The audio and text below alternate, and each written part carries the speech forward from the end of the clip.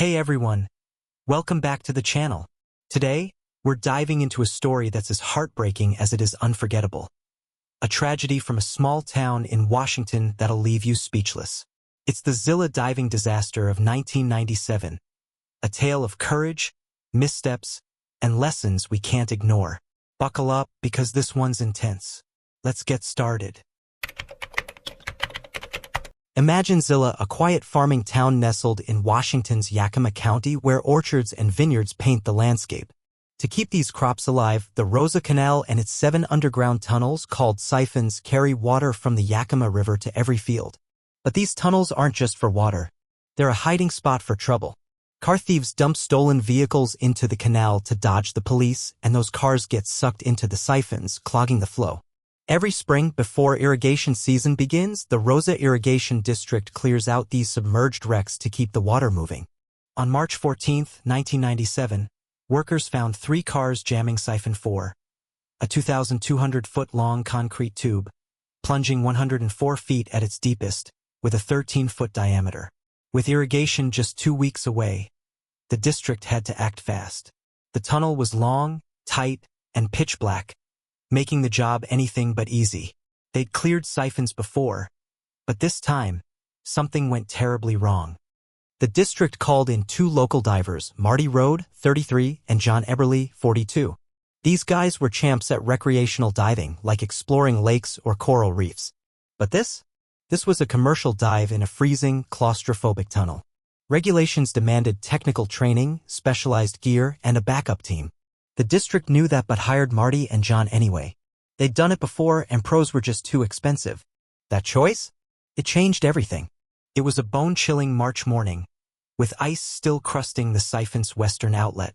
Marty and John geared up.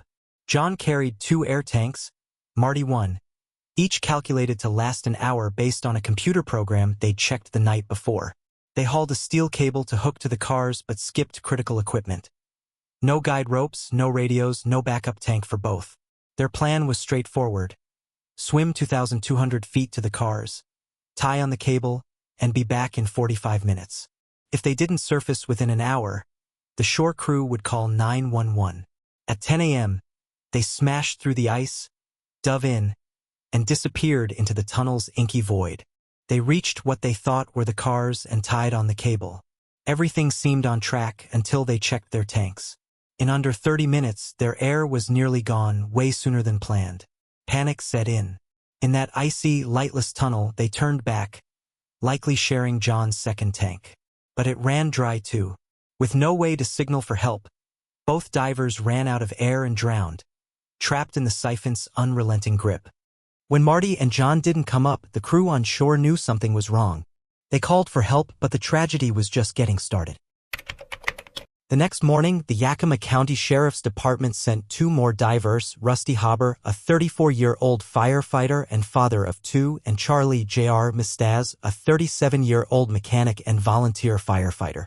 Like Marty and John, they were recreational divers, not trained for technical rescues in confined spaces. Rusty hesitated, even tried to take leave, but his boss shut him down. Duty called, and they answered. Their mission was to find Marty and John and bring their bodies out. They had the same setup, 1 tank each, rated for an hour, with J.R. carrying a backup. No radios, no tethers, no standby team. They aimed to be in and out in 30 minutes. At noon, they dove into the same icy, black tunnel.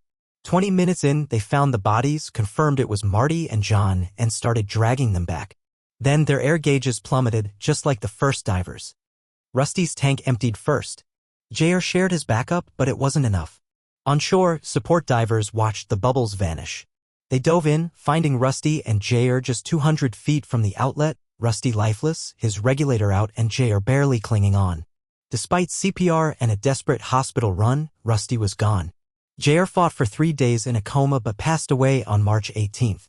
For men, for empty tanks, and a community shattered. So why did this happen? Let's unpack the truth behind this disaster. Experts pieced together why the air ran out so fast. First, the water was near freezing, forcing their bodies to burn air to stay warm. Second, working hard, pulling cables or bodies used way more air than a leisurely dive. Third, at 104 feet deep, air compresses, so you breathe it faster.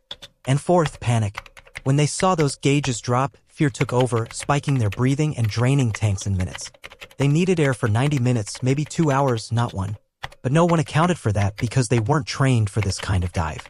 When the district drained Siphon 4, they found a shocking twist.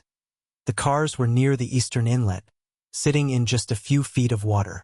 Had they entered from that side, the job could have been a quick dip, not a deep dive.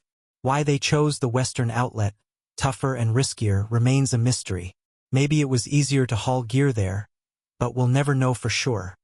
The aftermath hit Zilla hard.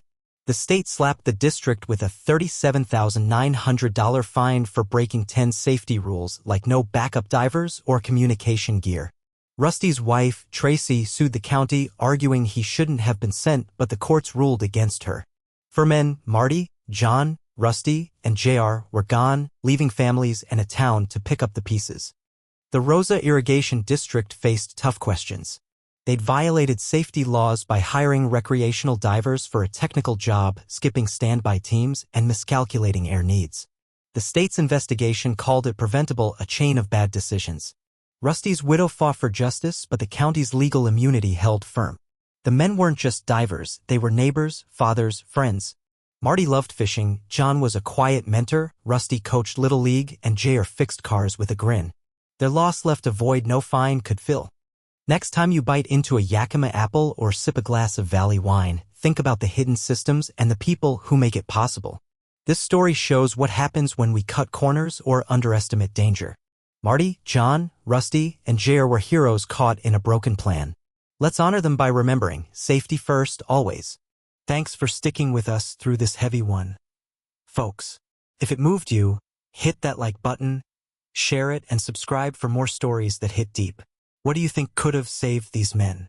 Drop your thoughts in the comments. I read 'em all. See you next time.